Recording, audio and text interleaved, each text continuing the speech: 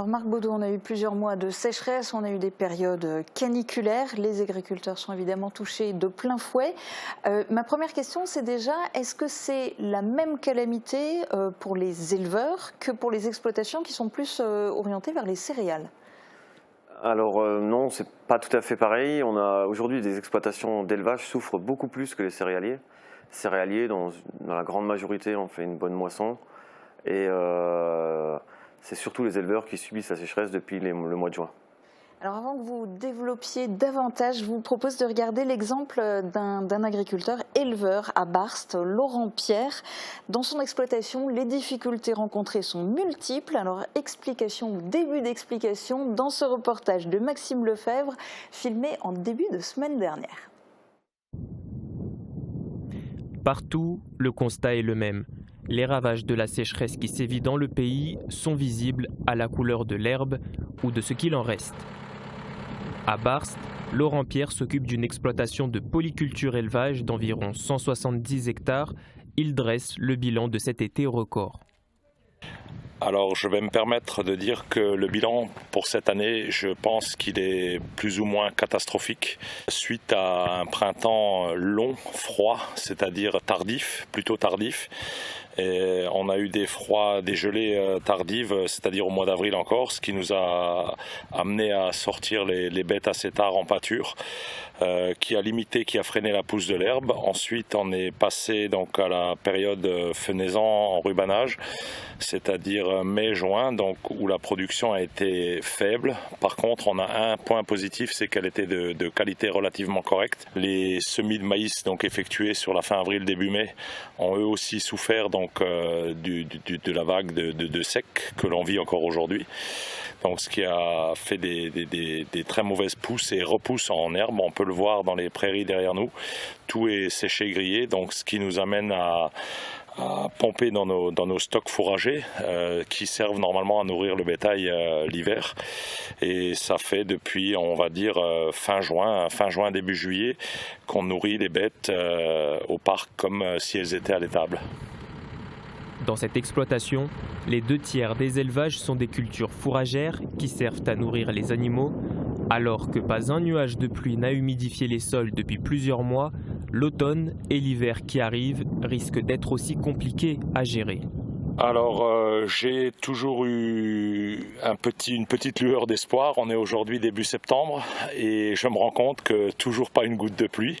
On s'est dit il va y avoir une pousse d'herbe tardive après une pluie, mais quand on voit l'état des pâtures qui sont grillées, qui sont desséchées, je sais même pas si tout va reprendre et si ça va reprendre, quand ça va reprendre. Et l'autre risque, c'est que si vraiment la pluviométrie s'installe, on va avoir une pluviométrie tellement forte que les bêtes vont plutôt nous abîmer les prairies que de profiter de la repousse. Donc on va être amené à les rentrer probablement plus tôt, ça on ne sait pas. On sera fixé d'ici quelques semaines. Et là, ça pourrait impacter encore plus ce déficit fourrager, quoi. Le contexte actuel d'inflation n'arrange pas les choses. Le prix des matières premières et du carburant a flambé. Face à cela, l'augmentation du cours des céréales en début d'année a pansé certaines plaies, même si la situation reste très problématique. Il y a un point positif dans tout ça, c'est que l'an dernier, on a tous le souvenir d'un été pourri, comme on a pu dire, il était humide. On a fait, en termes d'herbe, on a fait quand même 3 voire 4 fauches et on avait un tout petit peu de réserve encore. Alors ces réserves-là, me concernant, sont épuisées aujourd'hui. Elles sont parties dans les parcs, puisqu'il faut quand même qu'on entretienne les animaux qui sont en pleine production, c'est-à-dire elles produisent du lait pour leurs veaux. Donc il faut garder les bêtes en état, quoi. Dans son exploitation, Laurent Pierre prend soin d'environ 110 vaches allaitantes et d'une pension pour chevaux. Alors Marc Baudot, entre-temps, il pleut enfin, mais cette pluie tardive et peut-être éparse encore, est-ce que c'est enfin une bonne nouvelle ou au contraire c'est pire et c'est pas le bon moment? Alors ça reste une bonne nouvelle quand même, la pluie il en faut, on en a besoin. Elle arrive un peu tard. Effectivement, on a les colzas qui devraient être semés au 15 août. Ils ont pour la plupart desséché sur pied, les semis. Donc elle vient un peu tard, mais ça pourrait être pire, donc toute pluie est bonne à prendre. Alors, dans le reportage, il y a plein de pistes, plein de problèmes qui sont soulevés. J'ai envie d'avoir un petit peu votre avis. Quelles sont déjà les mesures que peuvent ou que devraient prendre les agriculteurs? Je me pose la question, est-ce que les éleveurs, ils doivent par exemple miser sur un moins grand nombre de bêtes? Est-ce que les agriculteurs doivent varier les cultures ou carrément se réorienter complètement vers d'autres types de cultures? Qu'est-ce que les agriculteurs doivent changer, s'ils doivent changer des choses, à vos yeux? Alors, évidemment qu'il va falloir qu'on change des choses, mais hormis un reportage qui était passé sur une autre chaîne, qu'un maraîcher nous a expliqué qu'il pouvait faire pousser des des légumes sans eau, ça relève du miracle, mais c'est pas grave. Mais on a beau changer, il nous faudra toujours de l'eau. Quoi qu'on fasse, il nous faudra de l'eau, que ce soit pour des vaches, que ce soit pour du lait, que ce soit pour des céréales. On n'arrivera jamais sans eau, mais évidemment, il va falloir qu'on change nos pratiques. Si on baisse nos élevages, ça veut dire qu'on baissera notre production, ça veut dire qu'on va baisser notre chiffre d'affaires, donc notre revenu, quand il existe. Pour la plupart, il n'existe même pas pour l'instant, le revenu. Donc c'est compliqué, il va falloir changer des choses, mais il va falloir aussi qu'on nous aide à le faire et qu'on s'adapte. Alors d'autant qu'il y a la sécheresse, mais il y a aussi la hausse des prix des énergies pour tout le monde, pour les agriculteurs aussi. Le carburant qui a fait du yo-yo, on a vu les consommateurs qui se retrouvaient à faire le plein à plus de 2 € le litre. Ah oui. C'est pareil pour les tracteurs, etc., selon les engins que vous utilisez. Il y a la crise énergétique mondiale. Alors, est-ce qu'il y a des mesures qui sont prévues, je ne sais pas, peut-être au niveau national? Est-ce qu'il y a des aides qui sont possibles pour les agriculteurs? Un coup de pouce de l'Europe peut-être? Alors l'Europe, on n'en attend pas grand-chose, pour être honnête. Il y a des choses qui vont être mises en place pour les agriculteurs cette année par le département, par le préfet. On remercie d'ailleurs le préfet.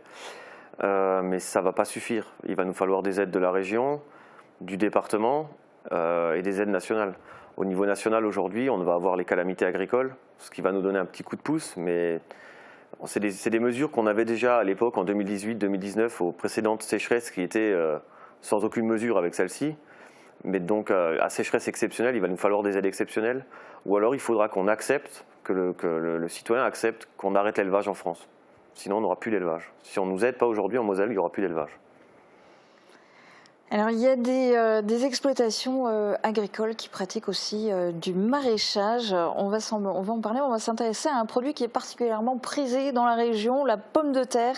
Après un été caniculaire, la récolte des patates s'annonce catastrophique dans le pays, la pire du 21e siècle selon l'Union nationale des producteurs de pommes de terre. Un coup de chaud sans précédent qui donne des sueurs froides aux maraîchers. Malgré tout, en Moselle, le rendement sera certes amoindri par la sécheresse, mais les pommes de terre ne devraient pas manquer cet hiver. Les explications de Fanny Bragard. Comme nous, ces pommes de terre ont souffert de la chaleur et pour certains maraîchers, c'est la douche froide. Pour cette récolte 2022, Pierre s'attend à un rendement divisé par 2. Voilà, les pommes de terre sont là, première quantité. Les patates sont beaucoup plus petites que l'année dernière parce qu'il a eu trop de température et puis il manque un peu d'eau. Victimes de la sécheresse, les pommes de terre pourraient se faire plus rares cet hiver. Si la filière nationale s'inquiète d'une récolte catastrophique, les pieds dans la boue, Héloïse ne se plaint pas. Implantée sur une ancienne prairie, ces 50 hectares de patates ont seulement eu chaud. Elles ont des petites taches brunes. Alors c'est pas du mildiou, mais c'est vraiment des coups de chaud. Mais quand on épluche, il n'y a rien en dessous, mais c'est vrai qu'au niveau de la présentation, c'est un peu moins joli. Après, c'est pas très grave, mais c'est vrai qu'elles ont eu très très chaud, elles ont un peu souffert. Comme le terrain reste frais et humide, ça a bien aidé. La jeune maraîchère a pu récolter 3,5 tonnes de tubercules, mais elle s'inquiète pour l'avenir de ses cultures face à des épisodes climatiques toujours plus extrêmes. Là, on est vraiment pour l'année prochaine dans une optique de produire moins mais mieux, donc sur des plus petites surfaces, donc réussir à s'en occuper correctement parce que c'est vrai que cette année on était un peu débordés, on n'a pas pu tout irriguer, donc il y a une partie de nos cultures qui sont mortes forcément. La Fédération nationale des syndicats d'exploitants agricoles réclame un plan d'urgence afin de sécuriser la ressource en eau des agriculteurs et ainsi l'ensemble de la chaîne alimentaire. Oui, pommes de terre, même combat, vous le disiez tout à l'heure, quel que soit le type d'élevage, quel que soit le type d'agriculture, il y a besoin d'eau. Mais l'eau, justement, c'est devenu une denrée rare. Il y a des mesures préfectorales qui interdisent régulièrement certains usages de l'eau, et y compris pour les agriculteurs. Alors, pour vous, est-ce qu'on doit continuer à irriguer les cultures en France et si oui, dans quelle mesure? Alors, bien sûr qu'il faut en Moselle, l'irrigation elle n'est pas très présente en Moselle, mais évidemment qu'il va falloir irriguer si les épisodes se multiplient, les épisodes de sécheresse. Sur une année en Moselle, même en période de sécheresse, enfin je parle sur une année, sur 365 jours, le cumul d'eau est toujours le même. Mais on a des orages qui sont plus intenses et il faudrait réfléchir à pouvoir capter cette eau qui de toute façon ne profite pas aux nappes phréatiques ni au sol parce qu'elle tombe de façon rapide en très peu de temps. Et il faudrait pouvoir stocker cette eau-là pour pouvoir la restituer au sol de façon déjà mieux pour nous, déjà pour nos cultures, la restituer au sol au moment venu. Et ça servirait aussi aux nappes phréatiques parce qu'elle s'infiltrerait correctement dans les nappes. Et une meilleure répartition du coup sur l'année et pouvoir avoir de l'eau tout le temps. Oui, voilà. Finalement. Est-ce que la situation des agriculteurs est quelque part la même pour tous? Est-ce que les agriculteurs bio, par exemple, sont mieux lotis ou au contraire encore moins bien lotis? Alors les agriculteurs bio aujourd'hui ils subissent la double peine parce qu'il faut savoir que les productions en agriculture biologique, sauf celle à très forte valeur ajoutée, mais une production lambda de viande, de lait et de céréales, n'a pas augmenté. Elle n'a pas suivi l'inflation que le conventionnel a pu subir par exemple. On a des prix aujourd'hui qui sont les mêmes que l'année dernière, sensiblement les mêmes qu'il y a 3 ans même. Mais par contre, notre fuel a augmenté, tous nos intrants ont augmenté, nos charges ont fait x2, voire x3 pour certaines. Et aujourd'hui, on a poussé les gens à aller vers le bio, à se convertir au bio. Et aujourd'hui, l'État les abandonne complètement. Pour ceux qui sont en agriculture biologique, ils sont là, ils produisent du bio, voire même des fois, ce qui est étonnant, moins cher que du conventionnel. Pour les laitiers en bio, au 1000 litres, ils ont vendu, par une période cette année, 30 € moins cher que du conventionnel. Et par contre, le consommateur, lui, dans un magasin, le bio sera toujours plus cher. Est-ce que cette année, ceux qui n'ont pas, et de très loin, le mieux tiré leur épingle du jeu, ne sont pas les producteurs de céréales? Parce que justement, on en a parlé avec la guerre en Ukraine, tout ce qui était bloqué, la non-importation depuis la Russie, ce sont quand même les greniers à blé de l'Europe, comme on les appelait. Les cours du blé, notamment, se sont envolés. Est-ce que eux, du coup, se portent particulièrement bien cette année? Alors, je n'irai pas jusqu'à dire qu'ils se portent particulièrement bien. On va dire qu'ils sont dans une situation qui leur permet, eux, de passer l'année et de pouvoir continuer à travailler. Ils ont eu des bons rendements. Les prix étaient très bons, on ne se le cache pas. Mais il faut savoir qu'aujourd'hui, on achète de l'azote à 800 €. Si l'année d'après, on vend au même prix, même au même prix, avec des intrants qui sont ce qu'ils sont aujourd'hui, ça ne va pas être la même histoire. Donc, dire qu'ils sortent leur épingle du jeu, oui. Mais il ne faut pas non plus penser qu'ils sont devenus riches cette année. Ils ont fait une année où ils peuvent être contents de ce qu'ils ont fait, et comme tous les agriculteurs aujourd'hui devraient pouvoir dire. Et est-ce qu'on arrive à avoir une note vraiment positive pour terminer cette interview? Je me dis d'autant plus parce que vous en faites partie des jeunes agriculteurs, donc c'est que vous y croyez. Comment vous voyez-vous l'avenir de l'agriculture en France?